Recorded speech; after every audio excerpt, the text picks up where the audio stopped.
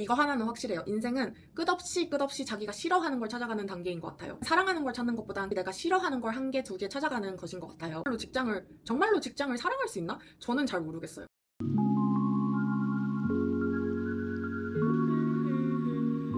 하이. 안녕하세요, 루치입니다. 오늘은 살짝 배경이 다르죠. 제가 사실 출장 중이라서 지금 시애틀에 와 있거든요. 그래서 오늘은 호텔 숙소를 배경으로 커리어에 대한 이야기 해보려고 해요. 자신에게 맞는 커리어, 지금 다니시고 있는 직장 자신에게 가장 잘 맞는 커리어인가요? 지금 하고 계시는 일 정말로 사랑하고 계신가요? 오늘은 제가 커리어에 가지고 있는 가치관을 공유해드리려고 합니다. 지금부터 시작해볼게요. 저는 지금 뉴욕에 살고 있고 마이크로소프트라는 회사에 다니고 있는데요. 지금 다니고 있는 직장은 저랑 굉장히 잘 맞다고 얘기하고 싶어요. 하지만 지금 이 직장을 찾기 전에는 항상 잘 맞는 일만 하고 있었다고 할 순 없을 것 같아요. 저는 대학교는 뉴욕대학교에서 경영학과를 나오고 그 다음에는 바로 컨설팅, 스타트업, 그 다음에는 MBA까지 대학원을 다니고 나서야지 지금 이 직장을 찾을 수 있었는데요. 어렸을 때 저희 아버지가 항상 얘기하던 게 있었는데 그것은 바로 인생에는 3가지 조건을 끊임없이 찾아야 한다. 1. 하고 싶은 일, 2. 해야 하는 일, 그리고 3. 할 수 있는 일. 이 3가지의 공통 분모인 일을 찾는 것이 인생의 숙제다 이렇게 말씀을 많이 하셨는데 사실 이 3가지 조합은 찾기가 어렵다 이렇게 말씀하셨거든요. 그래서 그 이야기를 들었을 때 처음에는 약간 내가 하고 싶은 일이 뭐지? 생각을 많이 했던 것 같아요. 어렸을 때는 별로 하고 싶었던 일이 없었거든요. 일단은 공부는 해야 하는 일이기 때문에 공부를 했던 것 같아요. 근데 저는 약간 공부도 하긴 했는데 그렇게 특출나게 가장 잘하진 않았거든요.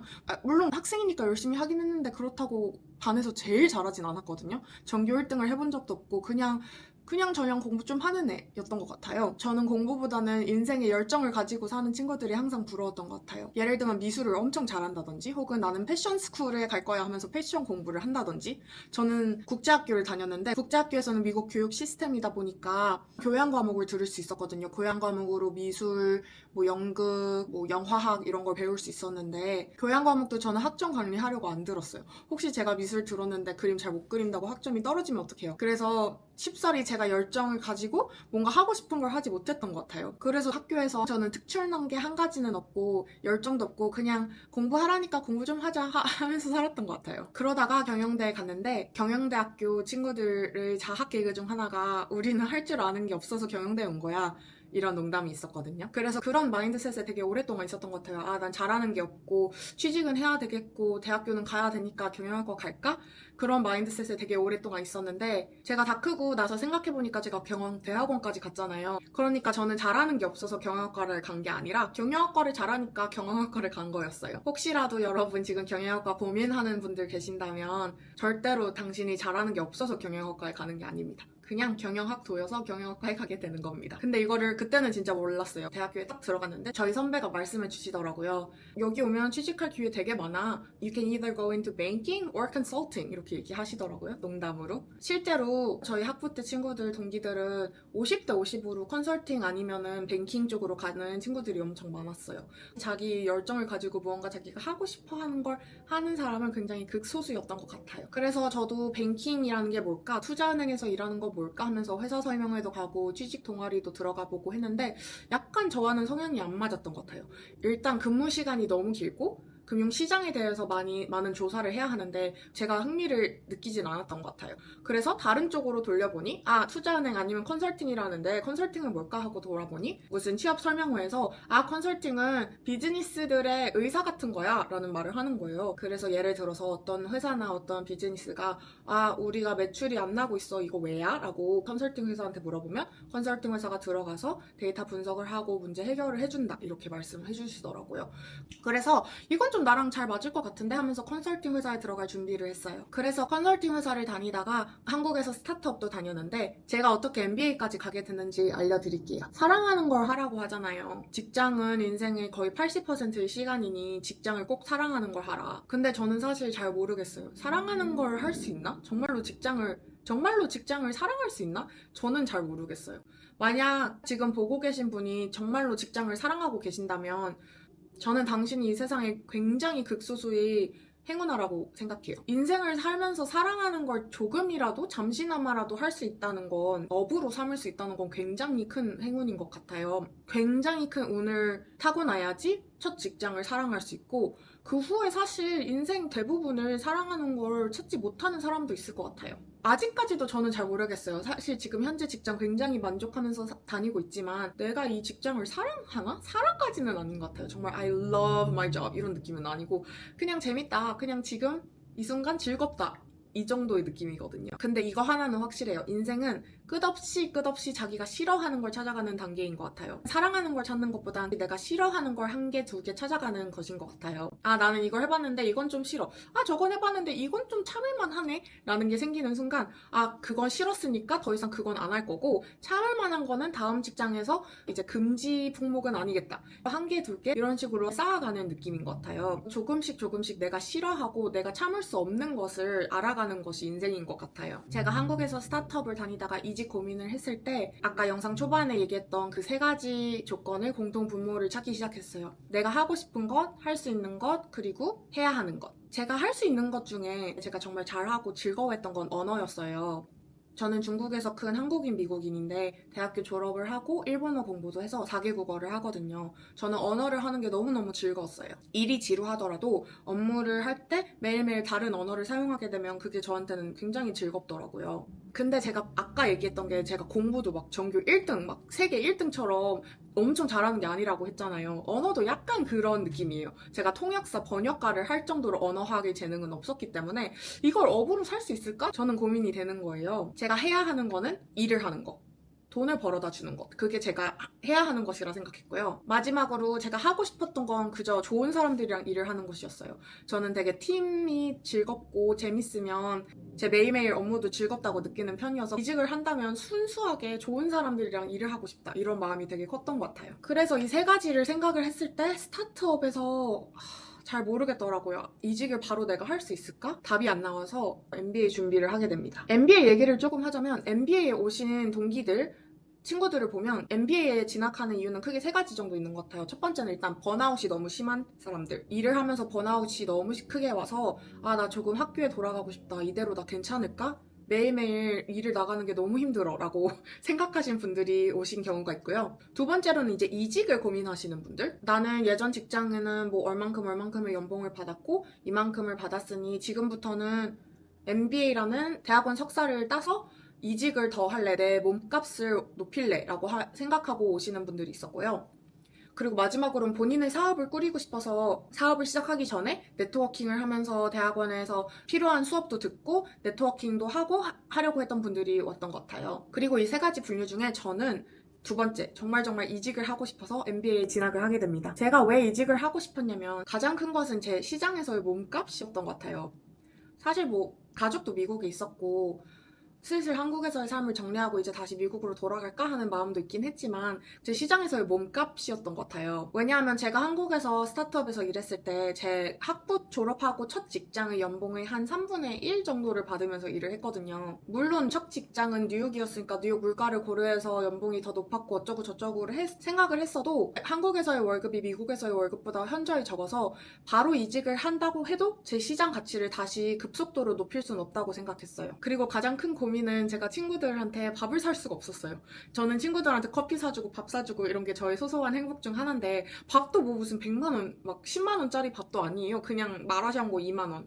스타벅스 커피 7,000원 이런 걸 사주고 싶었는데 그걸 제가 친구들이랑 놀다가 아 내가 커피 살게 하면서 말을 꺼내려는 순간 고민을 하더라고요. 아 그렇다면 내가 남들에게 작은 선물 사고 밥 사고 이러는 나의 소소한 즐거움은 어디로 갈까? 만약 내가 이 행복이 없다면 내 인생은 정말로 행복할 수 있을까? 라는 고민을 되게 많이 했던 것 같아요. 그렇게 생각을 하다 보니 아 이제는 미국으로 돌아갈 땐가? 내 몸값을 좀 올려볼까? 그래서 MBA에 가게 됐는데 그 두 가지 질문, 나의 몸값이 올랐나? 그리고 내가 하고 싶은 일을 찾게 되었나?에 대한 질문의 대답은 두 개 다 yes입니다. 일단 첫 번째 질문, 몸값이 올랐나? MBA에 나오면 몸값이 얼마 정도 있을까에 대한 궁금증이 있을 것 같은데 그거에 대해서 조금 얘기해 드리면 좋을 것 같아요. 지금 이거 보고 있는 게 제가 옆에 띄워드릴게요. 저희 학교 MBA 커리어 리포트인데요. 이게 MBA 모든 학교마다 있어요. 약간 성적표 같은 느낌으로 졸업생들이 얼마나 근무 시장에서 대우를 받고 있는지에 대한 시장 조사를 한 거예요. 그래서 저희 학교에 대한 숫자들을 보면은 저희 학년 2025년도 학생 중에는 879명이 있었고요. 그 중에는 28%, 그러니까 한 30% 정도? 졸업생 수의 3분의 1이죠. 28%가 컨설팅 회사를 다닙니다. 그리고 38%가 은행에서 일을 해요. 그러니까 아까 얘기했던 경영학부의 선배가 얘기했던 농담 있잖아요. 아, 여기 오면은 직장 많이 찾을 수 있어. 엄청 다른 걸 할 수 있어. 컨설팅 아니면 투자은행 갈 수 있어 라고 했던 선배 말 있죠? 그분의 말이 틀린 말은 아니에요. 그래서 28%, 38% 이렇게 해서 66%, 그러니까 3분의 2가 컨설팅 아니면 은행에서 일을 하는데, 그들의 중앙값이 컨설팅은 19만 불, 그리고 은행은 17.5만 불, 이렇게 해서 저희 졸업생 전체 중앙값이 18.5만 불이 됩니다. 그래서 굉장히 이렇게 많은 친구들이 MBA 졸업하고 높은 연봉으로 이직을 할 수 있는 기회가 생기고요. 다들 만족스러운 직장을 찾을 수 있는 것 같아요. 제 현재 직장은 굉장히 만족스럽게 다니고 있고요. 저는 언어를 사용하는 것이 굉장히 중요한 만큼 매일매일 4개국어를 다르게 사용하면서 업무를 할 수 있다는 게 굉장히 즐거움으로 다가오는 것 같아요. 그리고 팀에 좋은 사람들이 너무 많아요. 배울 점도 많고 멘토들도 많고 성격도 좋은 분들이 많아서 하루하루 다니는 게 굉장히 즐거워서 MBA 가길 정말 잘했다라는 생각이 많이 듭니다. 어떻게 팀에 그렇게 좋은 사람이 많아요? 라는 질문이 있을 수 있는데, 미국 회사들은 팀의 문화를 굉장히 중요하게 생각하는 것 같아요. 예를 들면은 면접에서 에어포트 테스트라고 하는데, 그게 무슨 뜻이냐면 내가 만약에 출장을 다 같이 가야 하는데 비행기가 연착이 됐어. 그렇다면 이 팀메이트랑 공항에 지연이 된 채로 계속 오랫동안 있어야 되는데, 그때 내가 이 사람을 버틸 수 있을까? 이 사람이 공항에서 재난 상황에서 버텨야 될 때 즐거운 사람일까? 라는 테마의 테스트거든요. 면접을 볼 때도 팀에 대한 fit, 다른 코워커들이랑 잘 지낼 수 있는지 확인하는 절차가 되게 많았던 것 같아요. 이 사람은 괴팍한 사람인가? 이 사람은 계속 성장을 할 수 있는 사람인가?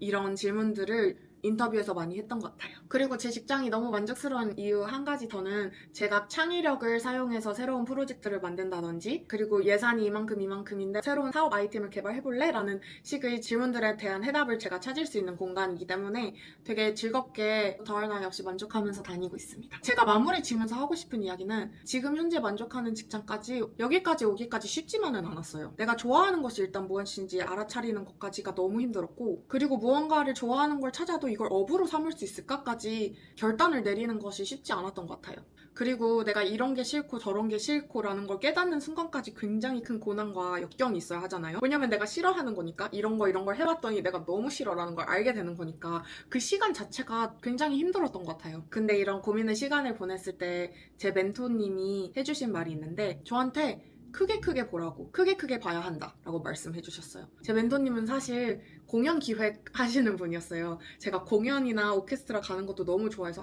거기 일을 너무 하고 싶어 뛰어들려고 했던 적도 있었는데, 그때 이제 직장인 취미 동아리 같은 느낌으로 콘서트 기획 취미 동아리였는데, 거기서 만난 멘토님이 제가 그냥 다 포기하고 나는 콘서트 백스테이지에서 검은 옷 입고 그냥 상자 나르면서 너무 일을 하고 싶어라고 그 한 가지에 너무 몰두해 있었던 시기에, 무언가가 하고 싶다고 그거 하나만 길이 있는 것이 아니다. 크게 봐야지 너가 너의 스킬을 잘 활용해서 너가 가장 잘하는 걸 하면서 콘서트 업계에 기여를 할 수 있을 거다. 이렇게 말씀해 주셨어요. 그때는 사실 조언을 들었을 때 잘 모르겠는데? 난 이거 할 건데? 난 다 버리고 그냥 콘서트에서 일할 건데? 이런 생각을 했지만, 지금 생각해보면 콘서트라는 것에 기여를 하는 게, 물론 백스테이지에서 일을 할 수 있지만 이사회에 들어가서 전략적인 기획을 할 수 있는 거고, 혹은 하다못해 관객으로서 콘서트 티켓 값을 내서 기여를 할 수 있는 거잖아요. 어쨌든 여러 가지로 기여를 할 수 있는 기회가 많단 말이죠.